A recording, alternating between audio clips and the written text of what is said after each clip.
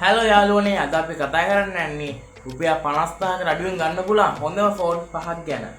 Budget phone එකක් ගන්නකොට අපිට තියෙන ලොකුම ප්‍රශ්නේ තමයි කැමරා, පර්ෆෝමන්ස්, බැටරි, ගේමින් වගේ දේවල්.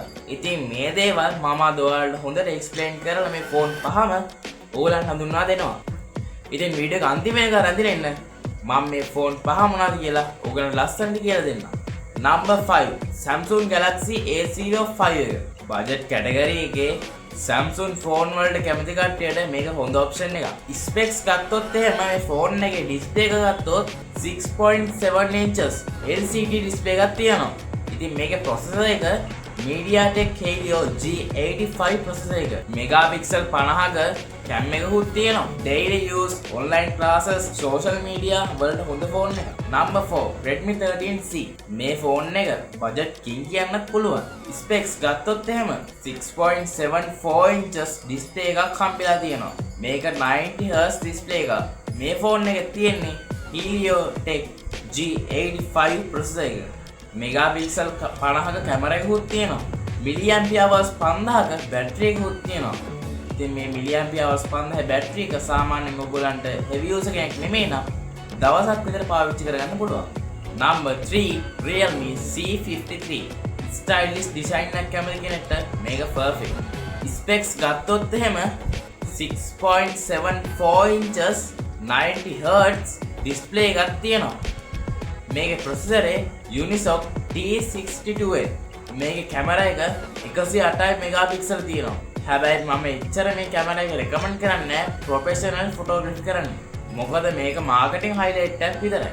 මිලියම්පියර් අවර්ස් 5000ක බැටරි එකක් තියෙනවා මේකේ. ඉතින් මේකත් අපිට දවසක් විතර වැඩ ටික කරගත්ත හැකි normal user කෙනෙක්ට. Number 2 Infinix Hot 40. ඉතින් මේක ගේමින් වලට බජට් ෆෝන් එකක් කියලා කියන්නත් පුළුවන්. 6.78 inches ඩිස්ප්ලේ එකක් තියෙනවා. ඉතින් මේක 90Hz ඩිස්ප්ලේ එකක්. ඉතින් මේ ෆෝන් එකේ තියෙන ප්‍රොසෙසර් එක තමයි Helio G88 ප්‍රොසෙසර් එක. ඉතින් මේ ෆෝන් එකේ 50 මෙගාපික්සල් කැමරා එකකුත් තියෙනවා. මේ ෆෝන් එකේ මිලියම්පියර් අවර්ස් 5000ක බැටරි එකක් දීලා තියෙනවා. ඉතින් මේ මිලියම්පියර් අවර්ස් 5000ක බැටරි එක අපිට සාමාන්‍යයෙන් දවසක් විතර normal use කෙනෙක්ට පාවිච්චි කරගන්න. ඉතින් මේ ෆෝන් එකට තව අලුත් ෆීචර් එකක් තමයි 33W fast charging තියෙනවා. ඉතින් මේ ෆෝන් එකේ Free Fire, Call of Duty, medium graphic වලින් smooth play කරගත්තා. Number 1 ෆෝන් එක තමයි Redmi 12. ඉතින් මේ ෆෝන් එක 50000ට අඩුවෙන් ගන්න පුළුවන් balance ෆෝන් එකක් විදියට අපිට ගත්ත හැකි. ඉතින් මේකේ ස්පෙක්ස් ගත්තොත් එහෙම 6.79 inches 90Hz ඩිස්ප්ලේ එකක් මේකේ තියෙනවා. ඉතින් මේ ෆෝන් එකේ Helio G88 ප්‍රොසෙසර් එක තියෙනවා. මෙගාපික්සල් 50ක ට්‍රිපල් කැමරා setup එකක් මේ ෆෝන් එකේ include වෙලා තියෙනවා. ඉතින් මේ ෆෝන් එකේ මිලියම්පියර් අවර්ස් 5000ක බැටරි එකක් තියෙනවා. සාමාන්‍ය වැඩ කරන කෙනෙක්ට මේක සුපිරියයි. මේ ෆෝන් එකේ premium glasses black design එකක් තියෙනවා.